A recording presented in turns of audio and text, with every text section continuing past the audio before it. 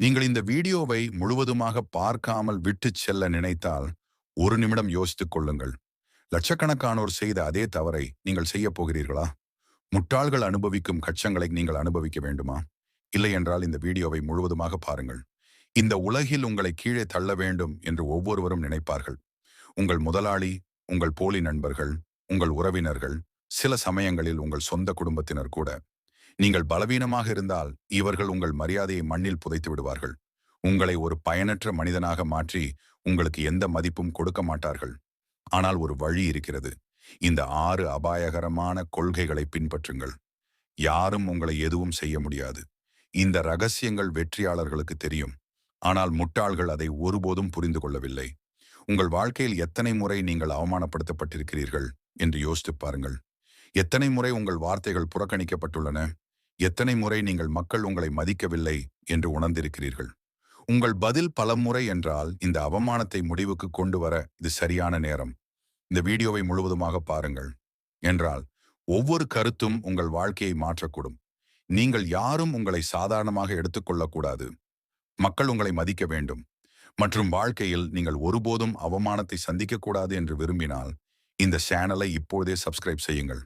என்றால் வேறு யாரும் உங்களுக்கு சொல்லாத விஷயங்கள் இங்கே கிடைக்கும். இப்போது தயாராகுங்கள். நான் சொல்லப்போகும் விஷயங்களை கேட்ட பிறகு உங்கள் பார்வை எப்போதும் போல் இருக்காது. வாழ்க்கையில் உங்களை ஒருபோதும் தோற்கடிக்க விடாத அந்த அபாயகரமான கொள்கைகளை நோக்கி செல்வோம். பயப்படுவதை நிறுத்துங்கள். இல்லையெனில் மக்கள் உங்களை மிதித்து விடுவார்கள். யாரிடமாவது நீங்கள் பயந்தால் அவர்கள் உங்களை கிட்டி விடுவார்கள் என்று நினைக்கிறீர்களா? இல்லை. இந்த உலகில் மக்கள் தங்களை பலவீனமாக காட்டிக் கொள்ளுபவர்களை அதிகம் துன்புறுத்துகிறார்கள். காட்டில் முதலில் கொல்லப்படுவது எது என்று நீங்கள் எப்போதாவது பார்த்திருக்கிறீர்களா? பயந்து ஓடுவதுதான். சிங்கம் கூட ஒரு சக்தி வாய்ந்த விலங்கிடம் சண்டை போட விரும்புவதில்லை. ஆனால் பலவீனமான ஒன்றை கண்டவுடன் அது தாவி பிடித்துவிடும். இதே விதி மனிதர்களுக்கும் பொருந்தும். ஆசாரிய சாணக்கியர் கூறுகிறார், சிங்கம் தூங்கிக் கொண்டிருந்தாலும் அதன் மீது தாக்க முயற்சித்தால் அது விழித்து எதிரியை அழித்துவிடும். அதாவது ஒரு சிங்கம் வயதானாலும் கூட அதற்கு மரியாதை உண்டு. ஆனால் ஒரு காகம் காரணமில்லாமல் ஒருவர் மீது விழுந்தால் மக்கள் அதை அழித்து கொன்று விடுவார்கள். அதாவது நீங்கள் உங்களை பலவீனமாக காட்டிக்கொண்டால் யாராலும் உங்களை மிதித்து விட முடியும்.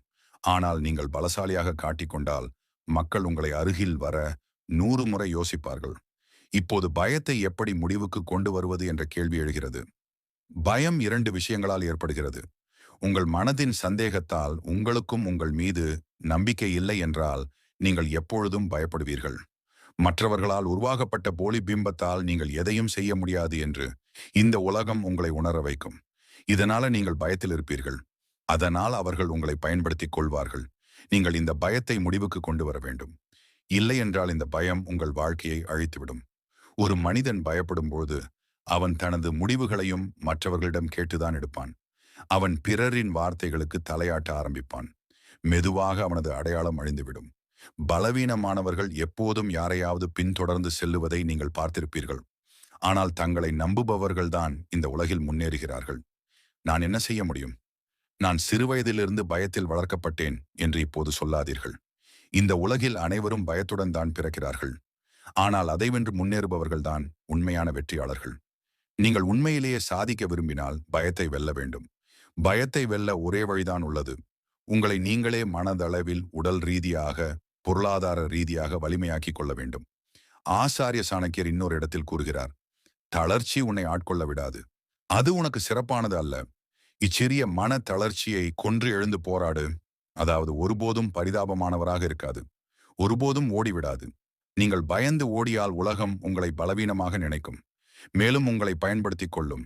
ஆனால் நீங்கள் உறுதியாக இருந்தால் மெதுவாக மக்கள் உங்கள் வலிமையை புரிந்து கொள்ளுவார்கள். இப்பொழுது உங்கள் முன் 2 வழிகள் உள்ளன. வாழ்க்கை முழுவதும் பயந்து மற்றவர்கள் தயவில் வாழுங்கள். அல்லது இப்போது இருந்து உங்கள் பயத்தை முடிவுக்கு கொண்டு வந்து வலிமை அடைத்து நீங்கள் யாருக்கும் சளைத்தவரில்லை என்று உலகுக்கு காட்டுங்கள். முடிவு உங்களுடையது. உங்கள் வாழ்க்கையை பயத்துடன் அல்லது மக்கள் உங்கள் பேரை கேட்டாலே பயப்படும் அளவுக்கு வலிமையுடன். பயப்படும் அளவு வலிமையோட நான் இப்போது அமைதியாக இருக்காதீர்கள். அடுத்த கொள்கைக்கு செல்லோம். 2வது, உங்கள் பலவீனங்களை உலகத்திடம் சொல்லாதீர்கள்.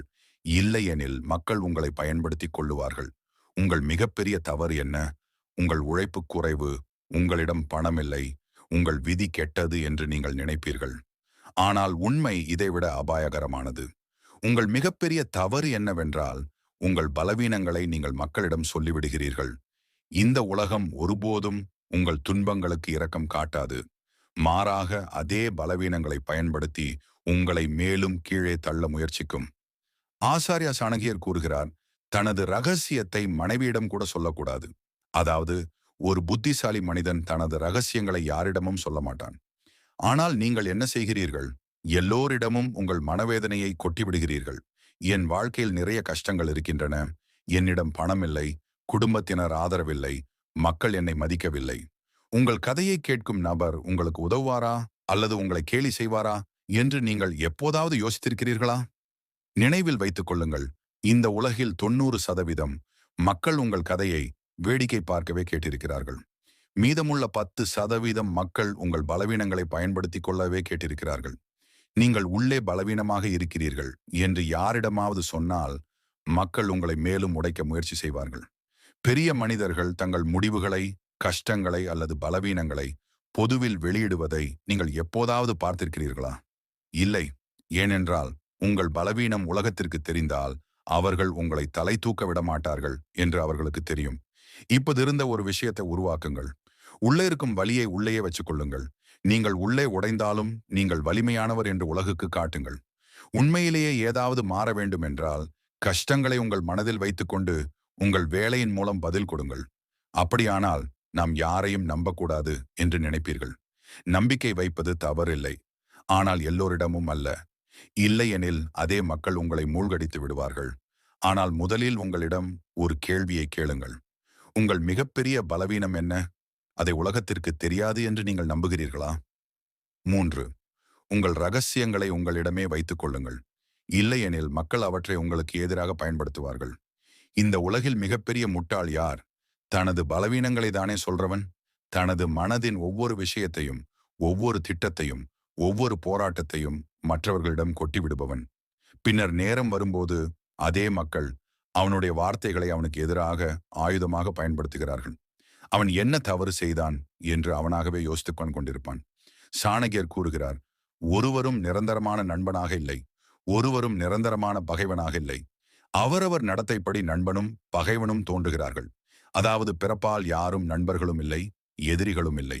ஒருவரின் நடத்தை தான் யார் நண்பராக இருப்பார்கள், யார் எதிரியாக இருப்பார்கள் என்பதை தீர்மானிக்கிறது.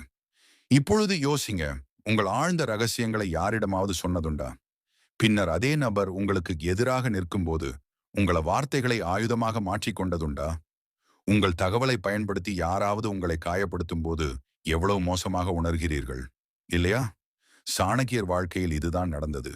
அவர் ராஜாநந்தரின் அரண்மனைக்கு வந்தபோது தனது புத்திசாலித்தனத்தால் பல ரகசியங்களை அறிந்து கொண்டார். ஆனால் நந்தா இந்த பிராமணர் மிகவும் புத்திசாலியாக இருக்கிறார் என்று நினைத்தார். சாணக்கியர் தனது சுறுதலாக இருக்கலாம் என்று உணர்ந்த போது அவர் அவமானப்படுத்தப்பட்டு அரண்மனையிலிருந்து வெளியேற்றப்பட்டார். ஆனால் சாணக்கியர் தனது திட்டங்களை யாரிடமும் சொல்லவில்லை.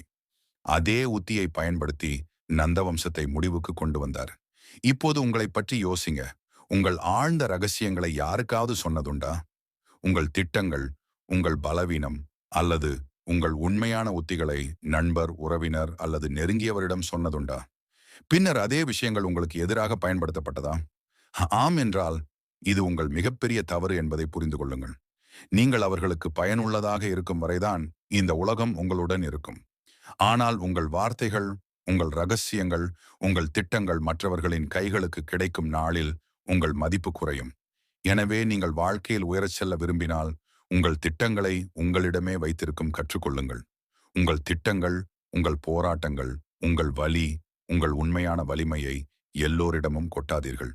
இல்லையெனில் மக்கள் உங்கள் சொந்த ஆயுதத்தால் உங்களை கொன்று விடுவார்கள்.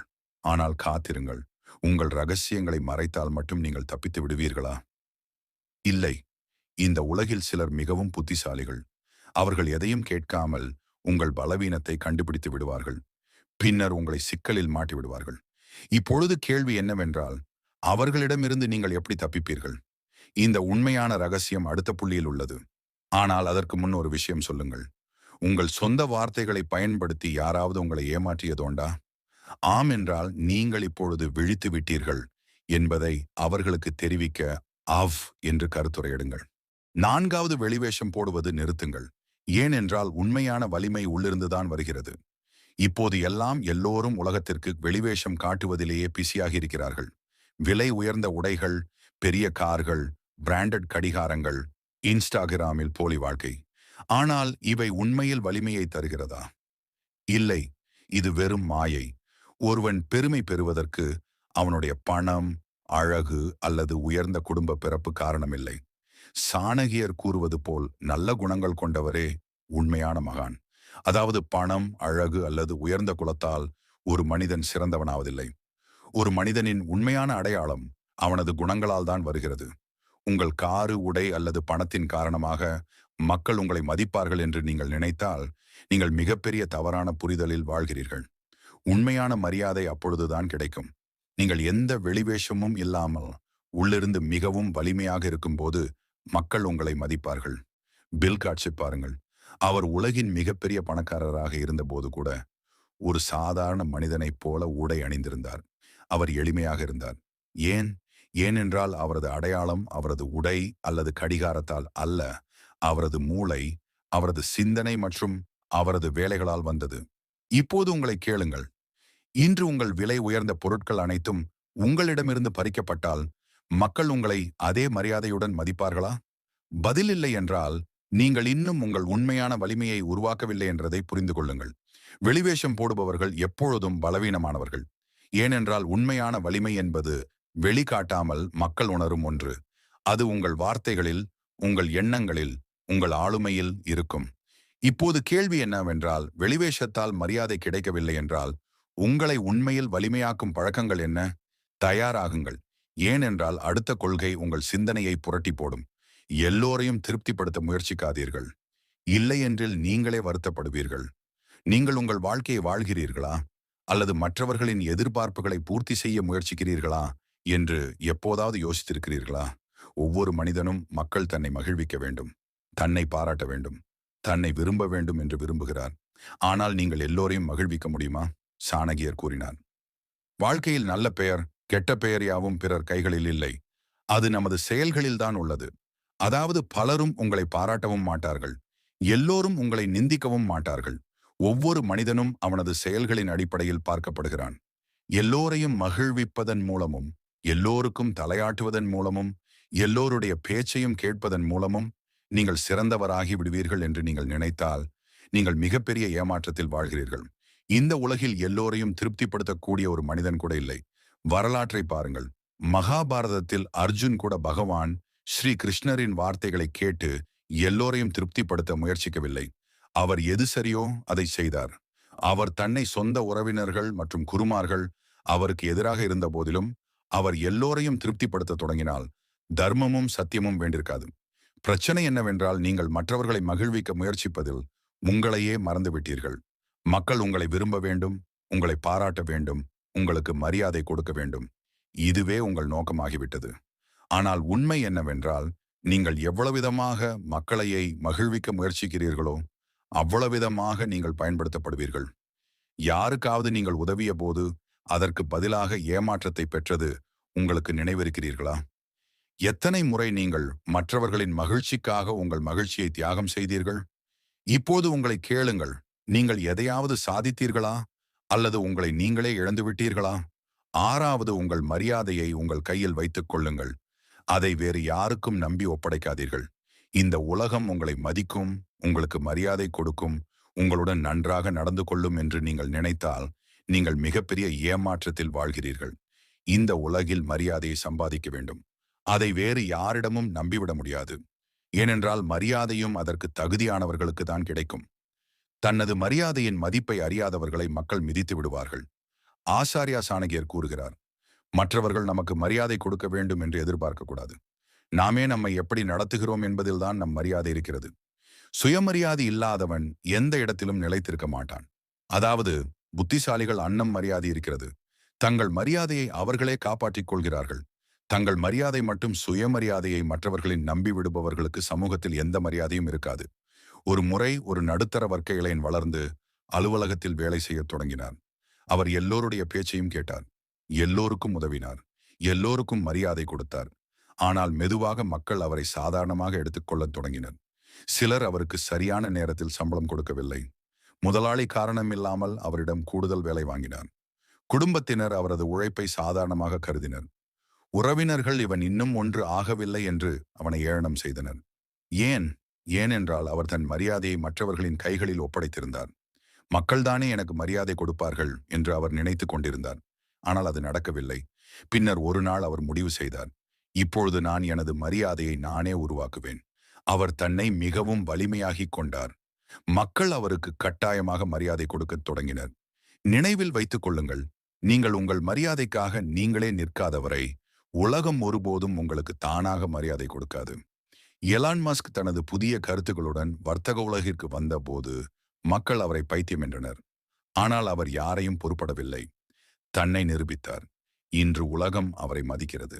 விராட் கோலி கிரிக்கெட்டில் நுழைந்த போது மக்கள் அவரது உடல் தகுதி மற்றும் ஆட்டத்தை சாதாரணமாக எடுத்துக் கொண்டனர். ஆனால் அவர் தனது கடின உழைப்பால் மரியாதை யாரையும் நம்பி வருவதில்லை, தானே உருவாக்கி கொள்ள வேண்டும் என்று உலகிற்கு காட்டினார். நீங்கள் உங்களை மதிக்கும் போதுதான் உலகம் உங்களை மதிக்கும். மற்றவர்களிடம் மரியாதையை யாசிப்பவர்கள் எப்போதும் மற்றவர்களுக்கு அடிமைகளாகவே இருப்பார்கள். நீங்கள் உங்களை பலவீனமாக காட்டினால் மக்கள் உங்களை மிதித்து விடுவார்கள். சுயமரியாதைக்காக நிற்பவர்களுக்கு தான் மரியாதை உண்டு. இப்போது உங்களை கேளுங்கள், உங்கள் மரியாதையை மற்றவர்களின் நம்பிவிடும் மூட்டாள்களில் நீங்களும் ஒருவரா? அல்லது உங்கள் மரியாதையை நீங்களே சம்பாதித்து அதை பாதுகாக்க எந்த எல்லைக்கும் செல்பவர்களில் ஒருவரா? இப்போது உங்களிடம் 6 அபாயகரமான கொள்கைகள் உள்ளன. அவை உங்கள் முழு வாழ்க்கையையும் மாற்றக்கூடும். ஆனால் கேள்வி என்னவென்றால், நீங்கள் இதை கேட்டுவிட்டு மறந்து விடுவீர்களா? அல்லது உங்கள் வாழ்க்கையில் இதை ஏற்றுக்கொள்வீர்களா? ஏனென்றால் இந்த உலகில் 2 வகையான மக்கள் உள்ளனர். கண்டு கொண்டு தங்கள் விதியை அவர்களே மாற்றுபவர்கள். பார்த்து கொண்டே இருந்து தங்கள் முழு வாழ்க்கையிலும் வருத்தப்படுபவர்கள். நீங்கள் எதில் இருக்கிறீர்கள்? நீங்கள் யாரும் உங்களை சாதாரணமாக எடுத்துக்கொள்ளக்கூடாது. உங்களுக்கு மரியாதை கொடுக்க வேண்டும். மேலும் உங்கள் வாழ்க்கையில் பெரிய பெயரை உருவாக்க வேண்டும் என்று விரும்பினால் யோசிச்சு பாருங்கள். அடுத்த முறை யாராவது உங்களை அவமானப்படுத்தும் போது, யாராவது உங்களை ஏமாற்றும் போது, உங்கள் மரியாதை ஆபத்தில் இருக்கும் போது நீங்கள் இந்த வாய்ப்பை இழந்தீர்கள் என்று நினைப்பீர்கள். எனவே இப்போதே சப்ஸ்கிரைப் செய்யுங்கள். ஏனென்றால் வேற யாரும் உங்களுக்கு கற்றுக்கொள்ளாத விஷயங்கள் இங்கே கிடைக்கும். அடுத்த வீடியோவில் சந்திப்போம். அதுவரை கவனமாக இருங்கள். பலவீனமானவர்கள் எப்போதும் நசுக்கப்படுவார்கள். ஆனால் புத்திசாலிகள் மட்டுமே இந்த உலகில் ஆட்சி செய்வார்கள். சரி நண்பர்களே, இந்த பதிவு உங்களுக்கு மிகவும் பிடிச்சிருக்கும் என்று நம்புகிறேன். மீண்டும் ஒரு சுவாரஸ்யமான பதிவில் சந்திக்கிறேன். நன்றி.